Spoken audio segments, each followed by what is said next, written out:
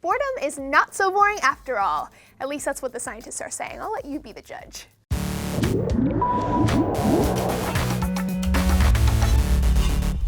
Hey everyone, Laci Green here for D News. Waiting in line, sitting on airplanes, listening to a teacher drone on and on, sitting in traffic. Ugh, just the thought of these situations makes me feel bored. I just hate it. When it's really bad, boredom is almost physically unpleasant. The Journal Perspectives on Psychological Science describes boredom as an emotion on the same spectrum as disgust and loathing. They've pinned three main conditions that usually happen for someone to experience boredom. First, there's the inability to pay attention. We can't focus on what's going on in our own heads or around us.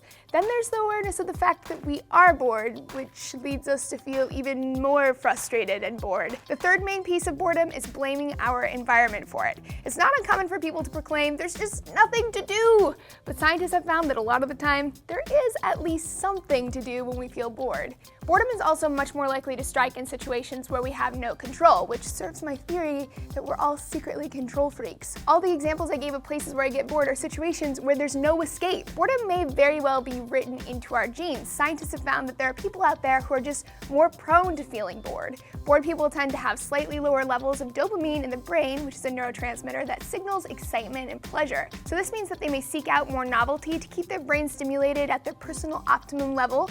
We'll call these the thrill seekers. People also tend to experience the same type of boredom all throughout their lives based on their personality. So up till now there have been 4 types of boredom, and this week scientists have pegged the 5th. The first is indifferent boredom. This is where you don't have much going on in your brain, you're withdrawn, and you don't care. So hey, this kind of boredom could actually be kind of relaxing.